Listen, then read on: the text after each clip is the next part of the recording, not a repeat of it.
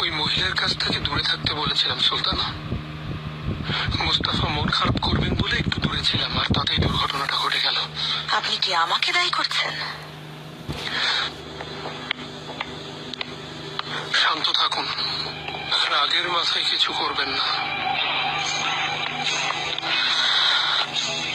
ইব্রাহিম পাশা, জাহাপনার সাথে দেখা করতে চাই। জাহাপনা কামরায় নেই, শাহজাদার কামরায় গেছেন। শুনে খারাপ লেগেছে, বেচারি অকালে প্রাণ গেল। আল্লাহ ওকে জান্নাত নসিব করুন। কি নির্লজ্জ মহিলা তুমি! সব ঘটনা ঘটানোর পর কোন মুখে শুভকামনা দিচ্ছ? সুলতানা, জানো এখানে কেন এসেছিলাম? জাহাপনাকে সবকিছু বলে দিয়েছি। ওই দাসীর কথা ছাড়া আর কি প্রমাণ আছে? অভিযোগ প্রমাণ করতে পারবে? পারবো না। তবে কি মুস্তাফা? সামান্য দাসীর কথায় তুমি চার শাহজাদার মায়ের বিরুদ্ধে অভিযোগ করছো? তোমার মায়ের কথা আলাদা, ওর ধারণা সবকিছুর পেছনেই হুররামের হাত। কিন্তু তুমি প্রভাবিত হলে কিভাবে? আমি সব দেখেছি জাহাপনা, স্পষ্ট মনে আছে। এফসুনকে নিয়ে খাবার খাচ্ছিলাম, এক চামচ খেতেই আমাকে এফসুন আর খেতে দেয়নি, খাবার ফেলে দিয়েছে।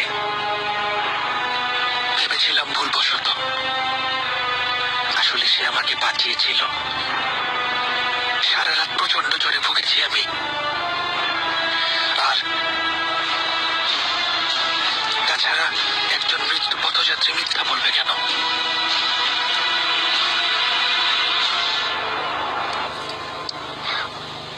যা খুশি বলতে পারো, জাহাপনা সব মিথ্যা কথা বিশ্বাস করবেন না। আমাকে হয়তোবা অবিশ্বাস করবেন, কিন্তু মুস্তাফার কথা বিশ্বাস করবেন। এবার বাঁচতে পারবে না হুররাম। আমার সন্তানকে মারতে চেয়েছ, এর পরিণাম ভুগবে তুমি। তোমারও সন্তান আছে মনে রেখো। মাহিতে প্রাণ, তুমি আমাকে হুমকি দিচ্ছ? তোমার যা মনে হয় ভাবতে পারো।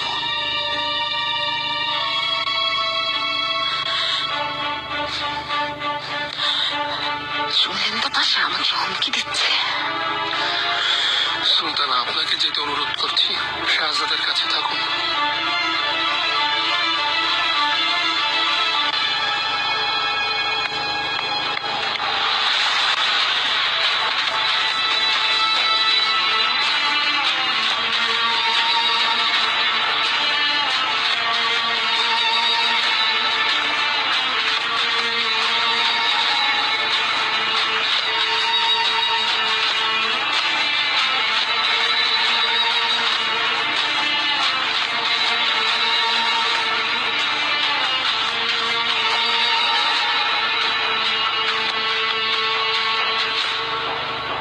নিশ্চয়ই বিশ্বাস করেছেন পাশা, সুযোগ তো পেয়ে গেছেন।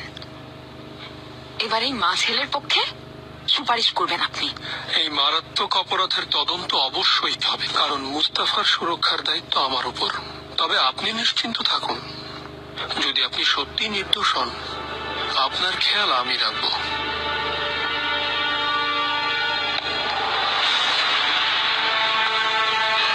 যাবো না। ভেতরে এসে হুররাম। সুলেমান, এই প্রাসাদে আসার পর থেকে আমাকে একের পর এক অপবাদ দেওয়া হয়েছে, কিন্তু এই অপবাদ ভয়ঙ্কর। নিজেদের দোষ ঢাকতে আমাকে ফাঁসানোর চেষ্টা করছে। এফসুন হাতুন গর্ভবতী ছিল, অথচ এই কথা লুকিয়ে রেখেছে। প্রচলিত নিয়ম মেনে চলেনি। ওই মেয়েকে রাতের অন্ধকারে লুকিয়ে অন্য জায়গায় পাঠিয়ে দিচ্ছিল। মুস্তাফা এখনো ছোট, ভুল করতেই পারে, কিন্তু মাহিদেবরান ওকে বুঝিয়ে বলার বদলে বিপদে ঠেলেছে। আমি শুনে বেগম সুলতানাকে জানিয়েছি, তিনি তাই করেছেন যা ভালো মনে করেছেন। আমি এসব কথা জানি হুররাম, আম্মা বলেছেন।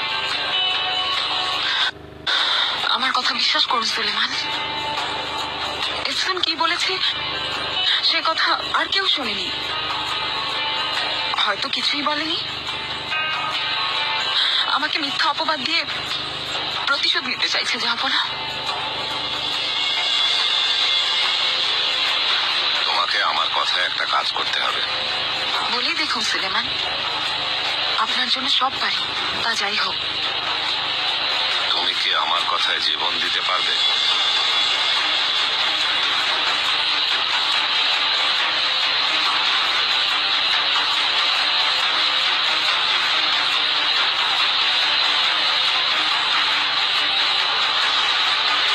কেন পারবো না?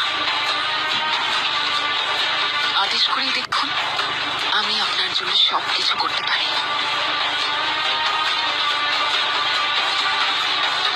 তাই যদি হয়,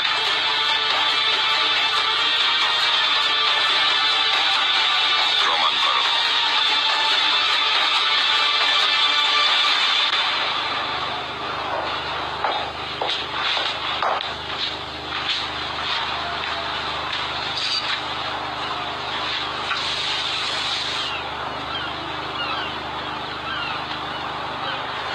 মুস্তাফা,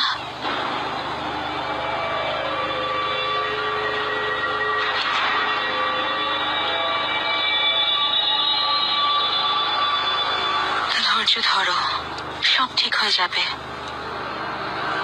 একদিন আমাদের জীবনেও সুখ আসবে। মনে হচ্ছে না আম্মা। হুররামের দিন শেষ। তোমার বাবা হাতে নাতে প্রমাণ পেয়েছেন, ওকে শায়েস্তা করবেন।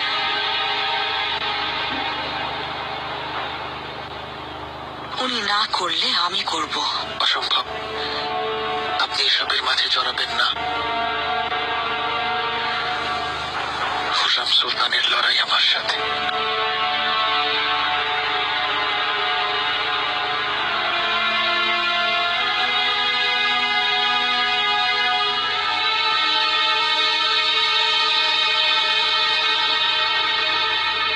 তার মানে সব বিশ্বাস করেছেন?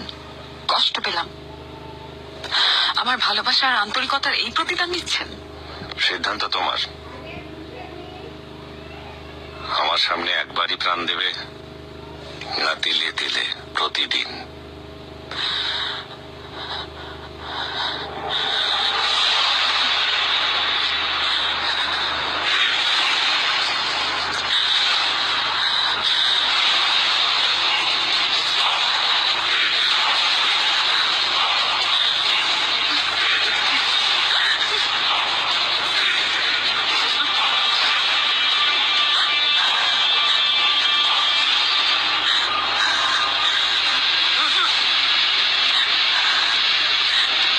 আমি এমনিতে মৃত সুলেমান।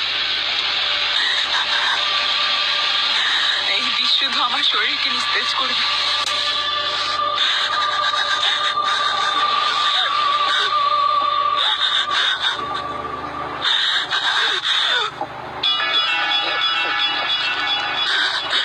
আমার প্রাণপ্রিয় সুলেমান, আমার আল্লাহর কাছে একটাই প্রার্থনা ছিল, আমার মৃত্যুর সময় যেন আপনার এই মুখ আমি দেখতে পারি।